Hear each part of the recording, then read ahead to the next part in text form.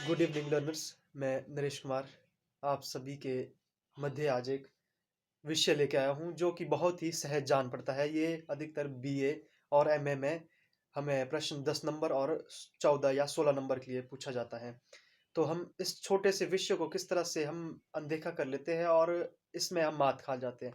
तो मैं इसको अपने सामान्यकरण सहज भाषा में आपके समक्ष लाया हूँ कि इसमें पहला आज हमारा मुख्य उपविषय है भाषा की विशेषताएं, कैरेक्टरिस्टिक्स ऑफ लैंग्वेज की भाषा की क्या-क्या विशेषताएं होती हैं।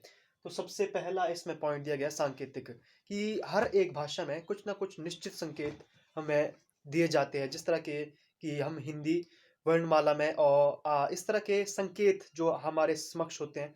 जैसे कि हम बात करते हैं अंग्रेजी की, उसमें ए, बी, सी, डी इस तरह कुछ अल्फ़ाबेट्स होते हैं।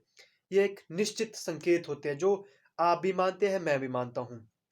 और व्यवस्थित दूसरा ये है कि हम इसमें व्यवस्थित अंकों या व्यवस्थित वर्णों, व्यवस्थित अल्फ़ाबेट्स का ही उपयोग करते हैं, जो कि हम पूरे समाज ने व्यवस्थित रूप से निर्धारित किया है। जैसा कि पहले अ आएगा, फिर आ आएगा, या अंग्रेज़ी भाषा में बात करें तो पहले ए, फिर बी, इस तरह से हमने क्या एक व्यवस्था, एक ढांचा तैयार किया है।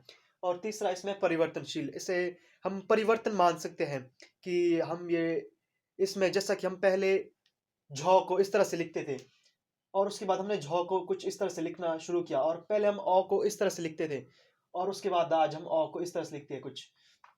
ये क्या एक व्यवस्था में परिवर्तन हो रहा है, गतिशील है।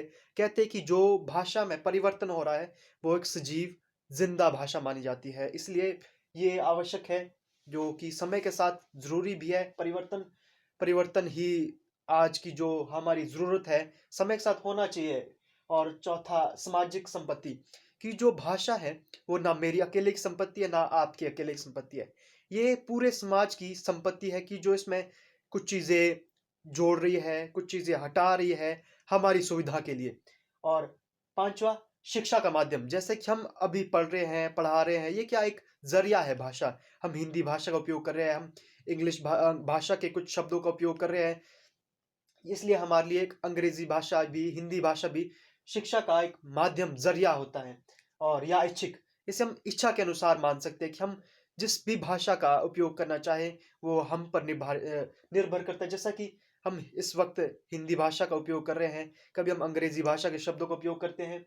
ये सब क्या आपकी और मेरी इच्छाएँ पर निर्भर करता है। और अंतिम, सभ्यता एवं संस्कृति की वाहक, कोई भी भाषा वहाँ की जो संस्कृति होती है, वहाँ की सभ्यता, रह रहे लोग हैं, वहाँ की चीज़ों को आगे बढ़ाती है। जैसे कि आचार्य रामचंद्र शुक्ल जी लिखते हैं अपने ग्रंथ में 1927 में जो प्रकाशित है, हिंदी साहित्य का इतिहास, की प्रत्येक देश का साहित्य है वहाँ की रह रही जनता की चित्त वृत्तियों का संचित प्रतिबिंब होता है। कि जो भाषा है, वहाँ जो लोग रह रहे हैं, उनके जो हृदय में, उनके चित्त में जो भी वृत्तियाँ उत्पन्न हो रही है, जो भी भावनाएँ उत्पन्न हो रही है, उनका समावेशित रूप से, उनका इकट्ठा रूप से प्रतिबिंब कराती है। कोई भी भाषा, कोई भी साहित्य लिखा जाता है, वो भी भाषा के माध्यम से लिखा जाता है। ये परिभाषा साहित्य के बारे में आचार्य रामचंद्र शुक्ल जी कहते हैं। और आज हमने क्या पढ़ा?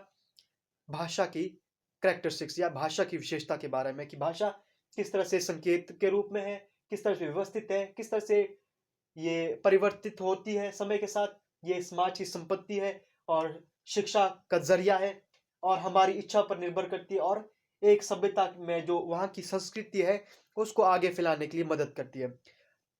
बाकी मैं उम्मीद करता हूँ कि आपको ये छोटा-सा कॉन्सेप्ट समझ आया हो। ये अधिकतर बीए और एमए में बार-बार पूछा जाने वाला प्रश्न है। और एमए की परीक्षा में ये जो हिंदी भाषा का जो प्रश्न बनता है, अधिकतर इसी ही भाषा के पेपर में अधिकतर बच्चे फेल होते हैं। पर मैं उम्मीद करता हूँ कि आप सभी को अच्छे से समझ आया हो।